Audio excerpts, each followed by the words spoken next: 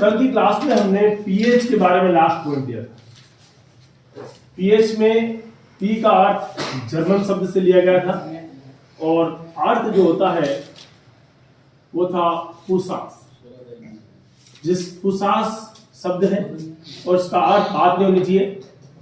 अर्थ होता है शक्ति या पावर, शक्ति या पावर। कल हमने इस तरह का एक स्केल निर्माण भी किया था, याद होगा आपको। मैंने कहा था 7 उदासीन होता है और 0 से 7 के बीच में अगर हम जाते हैं तो 7 से अगर 0 की तरफ जाते हैं तो अम्लीयता बढ़ती है, अम्लीयता। और अगर 7 से 14 अम्लीयता और क्षारीयता दोनों लिखी जा सकती। 7 से इधर जाएंगे तो क्षारीयता बढ़ेगी और 7 से इधर आएंगे तो अम्लीयता बढ़ेगी। कोई दिक्कत नहीं। अब आज का टॉपिक अपने चालू करते हैं। पीएच अपन ने कल पढ़ लिया था।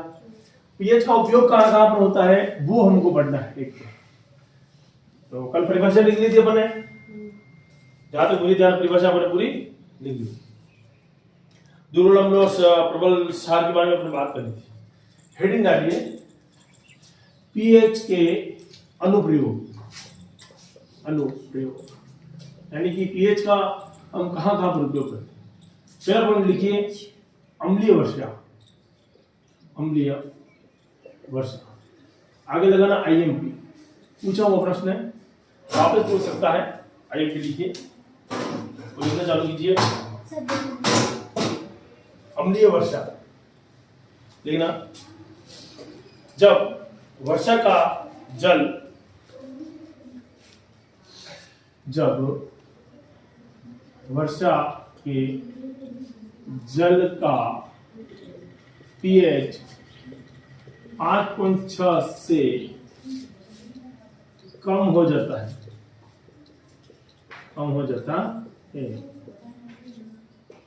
ऐसी वर्षा को अम्लीय वर्षा कहते हैं। अम्लीय वर्षा। प्रश्न बनता है कि अम्लीय वर्षा किसे कहते हैं। तो जब वर्षा का जल, वर्षा का जो पानी है वो किसा हो जाए, कितना पीएच से कम हो जाए, 5.6 पीएच से क्या हो जाए, कम हो जाए, तो उसे हम क्या बोलेंगे, उसे क्या बोलेंगे, अम्लीय वर्षा। ठीक है। हानि क्या हानि होती है, देखिए जलीय प्राणियों पर प्रभाव। देखो जो जल में रहते हैं उनके ऊपर क्या होता है, प्रभाव पड़ेगा, है ना। एकदम से पानी का पीएच अलग हो गया तो उनके ऊपर प्रभाव पड़ेगा। पादपों पर प्रभाव, पादपों पर प्रभाव। जो पादप हैं उनके ऊपर भी क्या आएगा, प्रभाव आएगा। जो प्लांट्स है वो जल जाएंगे, है ना।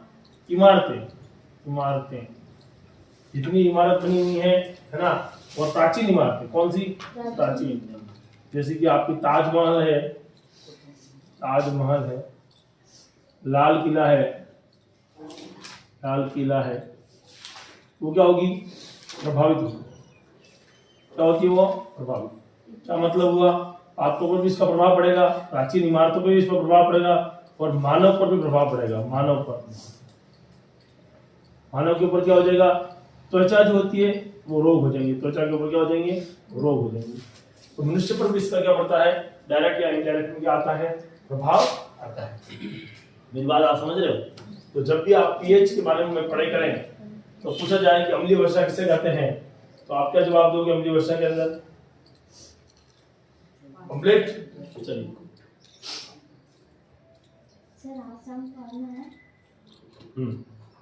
चलिए नेक्स्ट देखते हैं अपना अगला पॉइंट क्या है हमारे पास में। अम्लीय वर्षा के अलावा क्या क्या पॉइंट हुए, ये सारे पॉइंट हुए। अच्छा नोट डाल देना, अम्लीय वर्षा, अम्लीय वर्षा से प्राप्त पानी, से प्राप्त जल जब नदी ऑब्लिक समुद्र ऑब्लिक सागर ऑब्लिक तालाब ऑब्लिक पोखर, ये सब एक ही नाम है।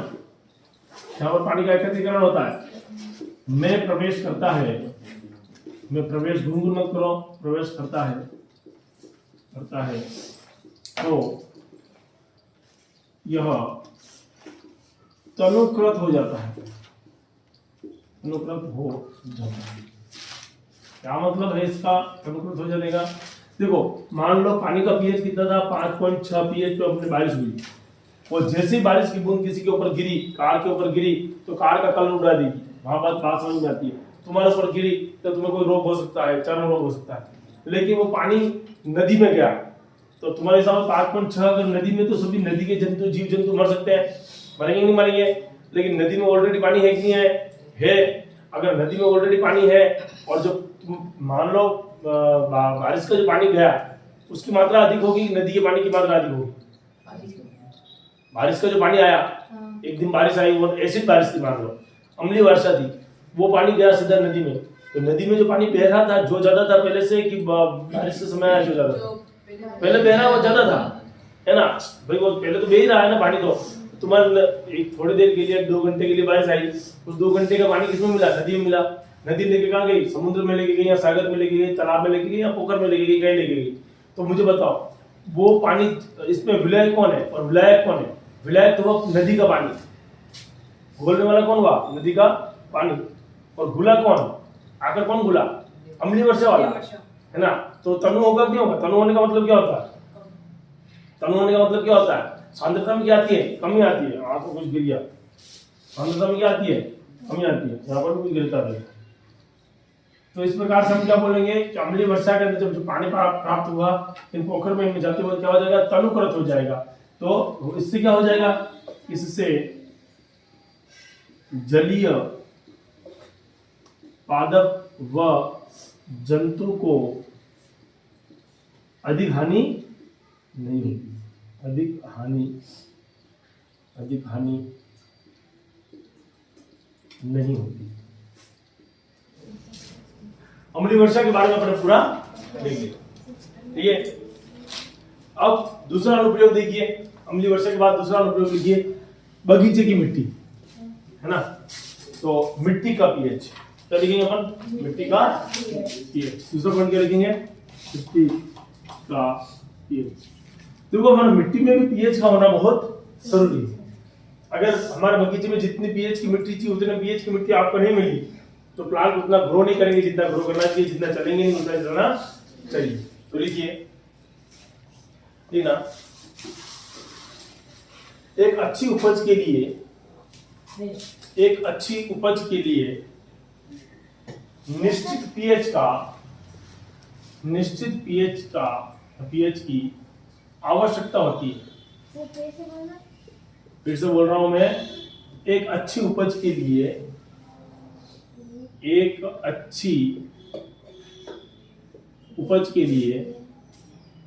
निश्चित पीएच की आवश्यकता होती है। उपज के लिए निश्चित पीएच की आवश्यकता होती है। देखिए, इसीलिए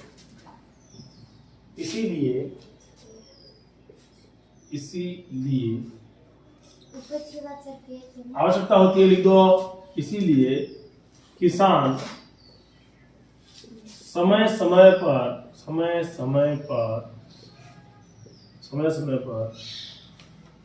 मिट्टी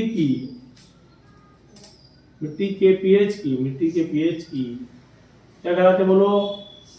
जांच करवाते हैं। हमारी मिट्टी का पीएच कितना होना चाहिए?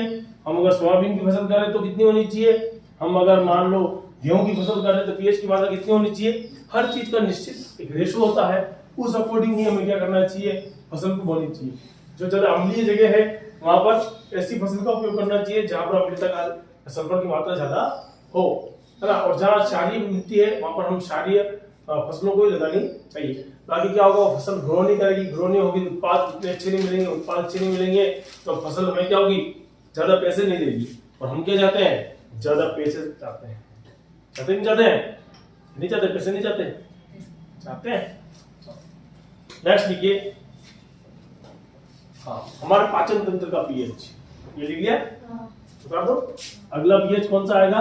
पाचन तंत्र। अगला पीएच कौन सा आ रहा बेटा? पाचन तंत्र का पीएच। तो वो हमारे शरीर के अंदर भी एसिड है, हमारे शरीर के अंदर क्या है, एसिड। तो पाचन तंत्र का पीएच, पाचन तंत्र का पीएच अगला पॉइंट क्या आएगा, पाचन तंत्र। हाइड्रोक्लोरिक अम्ल पाया जाता है, पाया जाता है। कहाँ पाया जाता है, हमारे आमाशय में। लीजिए पाचन तंत्र में व्याप्त आमाशय हाइड्रोक्लोरिक अम्ल का स्त्रावण करता है, हाइड्रोक्लोरिक अम्ल का स्त्रावण करता है जिससे भोजन का सरलीकरण हो जाता है। क्या हो जाता है बेटा, सरलीकरण हो जाता है। सरलीकरण का क्या मतलब होता है, सरलीकरण का मतलब क्या होता है, भोजन जो जटिल रूप में है, भाई आपने रसगुल्ले खाए तो पेट के अंदर रसगुल्ले थोड़ी पड़े रहेंगे, क्योंकि हमारे नसों में रसगुल्ले तोड़ रहे हैं, उसको ग्लूकोज में चेंज करना पड़ेगा ना, उसको चेंज करने को क्या कहते हैं, सरलीकरण, है ना, सरलीकरण। लीजिए हमें कैसे पता पड़ता है हमारे पेट के अंदर अम्ल है, पता पड़ता है, कोई पता पड़ा कि भाई हमारे पेट में अम्ल है, नहीं पता पड़ा, चलो नोट डाल के लिखना, पेट में अम्ल है कि पता करते हैं अपन, नोट डाल के लिखना। सर ये क्या निकलेगा, भोजन का सरलीकरण करता है, सरलीकरण हो जाता है, सरलीकरण ये समझ में आता है, सरल करना किसी चीज को कठिन, स वाला सर्प वाला स, है ना। नोट डाल के लिखिए, बहुत धीरे धीरे लिखते हो तुम लोग, तो हो तुम 10वीं में हो पर लायक तुम 5वीं के हो, लिखने के लायक तुम 5वीं के हो। मैं अगर प्रिंसिपल हूँ जिस स्कूल का, अगर मेरे हाथ में अगर शक्तियां होती, यकीन मानिए मैं तुम्हें 5वीं में बिठा देता। 10वीं का लेवल होना चाहिए कि जो चीज बोली जा रही है उसको लिखी जाए, राइटिंग इतनी सुंदर होनी चाहिए कि समझ में आए, है ना, क्योंकि आप बोर्ड एग्जाम देने जा रहे हो, जिंदगी का एक ऐसा महत्वपूर्ण एग्जाम जो हर जगह रिजल्ट पूछे जाते हैं, है ना। आपने 8वीं में क्या किया कोई नहीं पूछेगा, 9वीं में क्या किया कोई नहीं पूछेगा, आप फेल हुए पास हुए कोई नहीं पूछेगा, लेकिन 10वीं की मार्कशीट हर आदमी पूछेगा, है ना। शादी करने जाओगे ना, सगे करने जाओगे, वो सब पूछेंगे 10वीं में कितने %। अरे जनरली प्रश्न ही यही होता है यार, है ना। उस समय अगर खाली बैठे हुए तो उस समय बात ही क्या होती है, अगर पहले 2 नए आदमी मिले हैं, पहली बार कोई नया इंसान मिला है, तो अच्छा क्या कर रहा, बच्चा क्या कर रहा है, बच्चे 10वीं फेल लियो, इतिहास बिगड़ गया, है ना। इसलिए 10वीं कक्षा बहुत ही महत्वपूर्ण है जिंदगी में, ध्यान रखो। 10वीं में हाँ इस चीज का गांठ बांध लो, तो परसेंटेज 10वीं के बढ़िया होने चाहिए, 10वीं का परसेंटेज बढ़िया है, 12वीं का परसेंटेज बढ़िया है, फिर आप आगे, क्योंकि इस समय क्या आप सीखते नहीं हो, ये सीखने का दौर है, आप धक्का चलाते हो उसको, ये गड़बड़ है यहाँ पर। तो नोट डाल के लिखिए, और लिखिए फटाफट लिखिए, नोट डाल के लिखिए। मेरा फ्लो तोड़ दिया आप लोगों ने, है ना। अरे फ्लो तोड़ दिया मतलब कि मुझे पढ़ाने का तरीका और कुछ नहीं तोड़ा आपने। चलिए, तो हम बात कर रहे थे, लिखना हमारे आमाशय में HCl हाइड्रोक्लोरिक अम्ल, हमारे आमाशय में HCl की मात्रा निश्चित होती है। कैसी होती है बेटा, निश्चित होती है। कभी कभी मेरे दिल में ख्याल आता है, ऐसा तो नहीं है, कभी कभी अपच के कारण, अपच के नीचे अंडरलाइन वेरी इंपॉर्टेंट पॉइंट है, अपच के कारण अब कभी कभी अपच के कारण खट्टे डकार से यूज कर रहा हूं, आने लगते इसे शांत करने के लिए इसका उपयोग करते हैं बेटा एंटासिड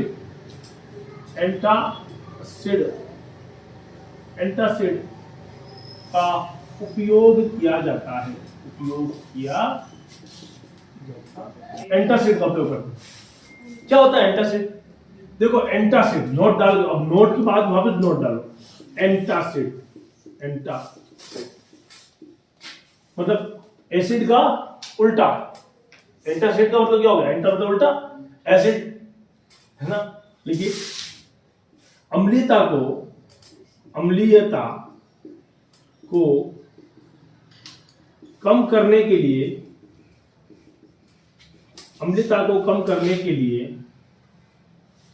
दुर्बल क्षारक, कौन सा? दुर्बल क्षारक का उपयोग किया जाता है, उपयोग किया जाता, दुर्बल क्षारक का उपयोग किया जाता है। इसे एंटासिड कहते हैं। क्या कहते हैं? एंटासिड। अम्लीयता को कम करने के लिए दुर्बल क्षारक का उपयोग किया जाता है, उसे कहते हैं एंटासिड। प्रश्न पूछा जाएगा इसलिए आईएमपी भी लगा दो, महत्वपूर्ण है इसलिए क्या लगाओगे? आईएमपी, है ना। एंटासिड नाम बताओ एंटासिड का। मिल्क ऑफ मैग्नीशियम, क्या लिखोगे? Milk of magnesium. Magnesium hydroxide को अपन क्या बोलते हैं? Milk of magnesium. ये पूछा हुआ प्रश्न है भी, तो एक और लिख दीजिए, एग्जांपल लिखिए, मिल्क ऑफ मैग्नीशियम। ये प्रश्न पूछा हुआ था, मिल्क ऑफ मैग्नीशियम। और आगे लिखना मैग्नीशियम हाइड्रोक्साइड, क्या लिखोगे? मैग्नीशियम हाइड्रोक्साइड है, लिख दो मैग्नीशियम, मैग्नीशियम कौन सा ऑक्साइड? हाइड्रोक्साइड। हाँ, मैग्नीशियम हाइड्रोक्साइड। आप जो इनो पीते हैं वो क्या है? एंटासिड है, हल्का सा क्षारीय होता है। कभी इनो को आपने चखा हो, एकदम से इनो आपको खट्टा लगेगा, कड़वा लगेगा, हल्का कसैलापन आता है, तीखापन आता है, खट्टा नहीं लगता, वो कड़वा बनाएगा। तो सर जब अम्लता बढ़ती है पेट में, एसिडिटी बढ़ जाती है, गैसिडिटी नहीं है, गैस और एसिडिटी बढ़, तो एसिडिटी बढ़ जाती है, तो क्या हम तो नींबू का रस पी लेते हैं, क्या अम्लता को और घटाएगा कि बढ़ाएगा? बढ़ा सकता है। इसीलिए वो इसलिए जब आपका जीवन चल रहा हो, सही ढंग से नहीं हो, तब आप नींबू रस पीते हैं। पेट की जब अम्लता बढ़ती है तब आप क्या पियेंगे? एंटासिड पियेंगे, है ना, न कि आप नींबू का रस पियेंगे। नींबू तो और क्या है? अम्ल है, बढ़ा दे। नेक्स्ट अगला पॉइंट लिखिए। तो इसमें कंप्लीट हो गया, ये मिटा दूं। अब अगला हेडिंग डालिए, पादप और जंतुओं में अम्ल। पादप व जंतु में अम्ल। 14 पॉइंट क्या लिखोगे? पादप और जंतु में अम्ल। देखिए, पादप व जंतु आत्मरक्षा के लिए, किसकी रक्षा के लिए? खुद की रक्षा के लिए, आत्मरक्षा के लिए क्या करते हैं? अम्ल को उत्सर्जित करते हैं, उत्सर्जित करते हैं। कोई ऐसा कीड़ा आपने पकड़ लिया और एकदम से एसिड छोड़ देगा आपके ऊपर, और आप कहोगे कि बहुत बुरी बदबू आई, है ना। किसी प्लांट को आपने छुआ है और एकदम से आपको तन्नाटी आ गई, आपने कहा वो काटे कुछ देश में, वो क्या कर रहा है? आत्मरक्षा कर रहा है, वो मना कर रहा है मेरे को छुओ मत। तुम भी बांधते नहीं हो, मसल देते हो उसको लाके, हैं ठाट से, क्या है ये। अब आत्मरक्षा में क्या करेगा बेचारा? कुछ तो छोड़ेगा। अभी मान लो तुम्हारे से बड़ा कोई आदमी है, बहुत लंबा चौड़ा आदमी है, जो 25-30 गुना लंबा आदमी है ना। तो पिक्चर में नहीं था वो, कौन था? चजंत्रम मंत्रम, कौन था वो? बड़ा आदमी नहीं था, लंबा चौड़ा। ऐसा कोई आया और तुम्हें मसल दे रही करके, अच्छी खत्म है, तुम्हारी हड्डियां टूट गई, तुम्हारी तो हड्डियां टूट गई बेचारे के, है ना। उसको कोई फर्क पड़ेगा क्या? और यूं कर देगा, तुम्हारा 2 हड्डियां टूट गई, एक हाथ टूट गया है, तुम्हें तो दुख होगा, तुम 6-7 महीने तक ठीक नहीं होंगे। ऐसे कंडीशन तुम पेड़ पौधों के साथ करते हो। जाते जाते यूं जा रहे, टक से पत्ती तोड़ी, खट से फोड़ा, फोड़ा है। कोई कीड़ा मकोड़ा जा रहा था बेचारा, अच्छा खाना जा रहा था, कहाँ बैठ रही होती, हिला रहा था मजे करने के लिए। तुमने क्या किया? मजे किया।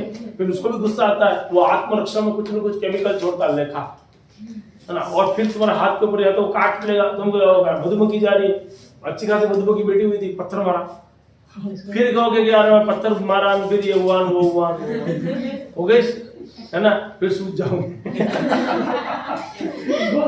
ये सब क्या है? अम्ल है। और वो अपने आत्मरक्षा में क्या करते हैं? अम्ल छोड़ते हैं। देखिए, जैसे निटेल, जैसे निटेल। निटेल एक प्लांट है, नीम बड़ा आएगा। जैसे निटेल, निटेल एक प्लांट है। जैसे निटेल लिख दिया। ये बात इसमें मेथेनोइक अम्ल पाया जाता है। जैसे निटेल, निटेल में लिखना मेथेनोइक, मेथेनोइक, मेथेनोइक अम्ल पाया जाता है। अम्ल पाया जाता है। क्या काम करता है मेथेनोइक अम्ल? कभी कभी तुमने उस प्लांट को, सब प्लांट को तोड़ देते जाते, किसी प्लांट ने विरोध नहीं किया, गलती से तुमने निटेल को छू लिया, अरे फिर क्या था, फिर तो तन्नाटी आनी थी, इसने तुरंत प्रभाव से आपकी बॉडी में क्या डाल दिया, मेथेनोइक अम्ल डाल दिया। अब शरीर में क्या झपाक झपाक ऐसा झपाक झपाक होने लगता है, वो इसके कारण होता है, मेथेनोइक अम्ल के कारण होता है। मेथेनोइक अम्ल पाया जाता है। लिख दिया। इसी प्रकार इसी प्रकार मधुमक्खी के डंक, इसमें मधुमक्खी का डंक। अब मधुमक्खी बेचारी रास्ते रास्ते जा रही थी, तुमने उसको छेड़छाड़ करी, उसने काट खाया तुमको, फिर तुम्हारे अंदर क्या सूजन आ गई, आई सूजन, कोई सूजन आई हुई है? सूजन क्यों आ गई? क्योंकि हमारे शरीर ने भी उसके अम्ल से रक्षा करी वापिस, उसने खुद की रक्षा के लिए अम्ल छोड़ा, और हमारे शरीर भी अपने खुद की रक्षा के लिए क्या छोड़ा, उन्होंने हमने हमारे शरीर ने भी उसकी प्रतिरक्षा करी। तो जैसे प्रतिरक्षा करी तो वहां पर सूजन आ जाती है। सूजन आने के बाद भी देखना, तुझे उंगली पे काटा होगा कभी तो लिखने में प्रॉब्लम आई होगी, है ना, एक मस्त हल्का हल्का सा दर्द हुआ होगा, है ना, तो उसे कहते हैं दिल दिया दर्द दिया, है ना। ऐसे दिल मत दिया करो, दर्द नहीं देंगे। तो मधुमक्खियों को कभी भी छेड़छाड़ नहीं करनी है। निटेल है, उसको छेड़छाड़ नहीं करनी है। निटेल क्या प्लांट है ना। कौन सा अम्ल होता है? मेथेनोइक अम्ल। कौन सा अम्ल होता है उसके अंदर? मेथेनोइक अम्ल। कंप्लीट है ना। और मैंने बाकी तो आपको पढ़ा रखा है कि कौन कौन से किस किस में अम्ल होता है। दूध में कौन सा अम्ल होता है? दूध वाले कब जल्दी आता है लैक्टिक अम्ल। अच्छा, इमली में कौन सा अम्ल होता है? बोलो टार्टरिक अम्ल। अच्छा, संतरे में कौन सा अम्ल होता है? बोलो। अरे वाह, तुम तो महान बन गए सब के सब, अब कोई दिक्कत वाली बात नहीं है। अच्छा बताओ, सिरका में कौन सा अम्ल होता है? एसिटिक एसिड, है ना, एसिटिक एसिड, सिरका, सिरका। लिखा तुम क्या? लिख दो लिख दो लिख दो लिख दो। प्राकृतिक अम्ल हेडिंग डाल दो, लिख दो, और लखना पड़ेगा तुम्हारे, कोई चीज नहीं छोड़ेंगे साहब हम, है। प्राकृतिक अम्ल क्या डालोगे? प्राकृतिक अम्ल। कौन कौन से? दूध के अंदर कौन सा? बोलो। दूध, लैक्टिक अम्ल। दूध और दही के अंदर कौन सा अम्ल आएगा आपका? लैक्टिक अम्ल। लिख दो लैक्टिक, पूरा बोलो, लैक्टिक अम्ल, है ना। हाँ, दूसरा मत बोलो। और आपका निटेल में, निटेल अभी बोला मैंने, अभी बोला निटेल मैंने, मेथेनोइक अम्ल, मेथेनोइक, मेथेनोइक अम्ल। आपके उस चींटी में, हाँ, कभी कभी आपने चींटियों के पास में जाकर बैठ गए होंगे, मीठा मीठा से दर्द हुआ होगा, फिर बड़ा बड़ा कपड़ों के अंदर चींटियां घुस गई है, वो कौन सा अम्ल होता है? मेथेनोइक अम्ल। कौन सा अम्ल है? मेथेनोइक अम्ल। हाँ, दोनों में मेथेनोइक अम्ल है। अच्छा, नींबू में कौन सा अम्ल है? नींबू और संतरा दोनों अलग अलग नहीं लिख रहा हूँ, एक ही साथ लिख रहा हूँ, इसलिए सिट्रिक अम्ल है। नींबू और उसमें कौन सा अम्ल है? सिट्रिक अम्ल है। अच्छा, इमली में कौन सा अम्ल है? इमली कहाँ गिरती है? तो टार्टरिक अम्ल। कौन सा? टार्टरिक अम्ल। ठीक है। अच्छा, टमाटर में कौन सा होता है? टमाटर में टमाटर, टमाटर खाओ, टमाटर खाओ, है, हाँ। ऑक्सैलिक अम्ल कौन सा होता है? ऑक्सैलिक। कौन सा सैलिक? ऑक्सैलिक। याद रहेगा। टमाटर में कौन सा अम्ल होता है? ऑक्सैलिक अम्ल। दूध और दही हो गया, नींबू हो गया, चींटी का डंक हो गया, संतरा हो गया, इमली हो गया, और सिरका लिख लो। सिरका जिसके लिए लिखा था, सिरका, एसिटिक अम्ल।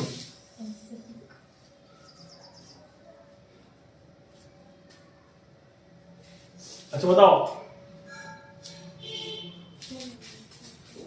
कैसे याद रखेंगे इसको? कैसे याद रखेंगे? हिंट लिख लो, अभी याद नहीं रहेगा। हिंट लिख लो। सिरका तो ऐसा सरका, सिरका तो ऐसा सरका जैसे इमली गिरी हो टाट में, इमली गिरी हो हाथ पर। देखो सिरका तो ऐसा सिरका सिटी से है ना, सिरका तो ऐसा सिरका। सिरका क्या होता है? Acetic acid. सिरके में कौन सा अम्ल होता है? Acetic acid. कैसा? इमली किस पे गिरती है? टाट पे। याद रहेगा? तो सिरका भी याद रखना, सिरका तो ऐसा सिरका। सिरका क्या होता है? एसिटिक एसिड होता है। सिरका याद हो गया। अच्छा बताओ दूध लेट वाला, दूध वाला क्या आता है? बोलो लेटर। कैसे याद करेंगे सारे को एक साथ में? पहले उतार लो। उतार दिया? चलिए प्राकृतिक अम्ल की बात कर रहा हूं, महत्वपूर्ण पॉइंट है, 1 मिनट में याद करना है। दूध वाला हमेशा लेट आता है इसलिए लैक्टिक अम्ल। दूध वाला हमेशा लेट आता है मतलब लैक्टिक अम्ल। नीटेल है ना, नीटेल का टंग में कौन सा होता है? मेथेनोइक अम्ल। कौन सा होता है? मेथेनोइक अम्ल। ध्यान रखना, चींटी के टंग में कौन सा होता है? मेथेनोइक अम्ल। अरे नीटेल और चींटी दोनों में कौन होता है? बोलो मेथेनोइक अम्ल होता है। अच्छा बताओ नींबू वाला कहाँ, नींबू और संतरा कहाँ मिलता है? सिटी में। इसलिए कौन सा अम्ल? बोलो सिट्रिक अम्ल। इमली कहाँ गिरती है हमेशा हमारे ऊपर? टाट पर। टाट पे तो गिरती है इमली फटाक से, तो कौन सा अम्ल होगा? बोलो टार्टरिक अम्ल। टमाटर ऑक्सैलिक अम्ल। कौन सा होता है? बोलो ऑक्सैलिक अम्ल। और सिरका कहाँ से? सिरका तो ऐसा सिरका, तो कौन सा ऐसा सिरका? मतलब एसिटिक एसिड। क्या याद रखना है? दूध लैक्टिक अम्ल, नीटेल मेथेनोइक अम्ल, चींटी के लिए मेथेनोइक अम्ल, नींबू और संतरा के लिए सिट्रिक अम्ल, इमली के लिए टार्टरिक अम्ल, टमाटर ऑक्सैलिक अम्ल और सिरका तो ऐसा सिरका यानी कि एसिटिक अम्ल। डन? ये सारे के सारे याद होने चाहिए।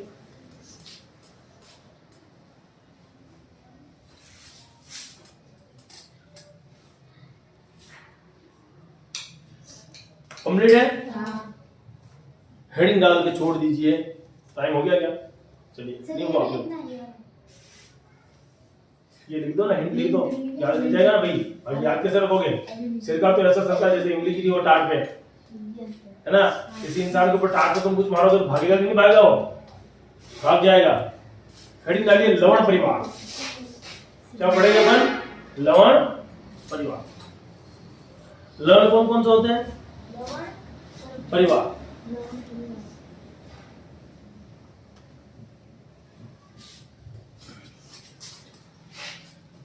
कुछ लवण के बारे में बात करेंगे। मिटा दूं इसको? अभी तक मेरे पास 7-8 मिनट टोटल है। इस 7-8 मिनट में मैं लवण परिवार के बारे में बात करूँ।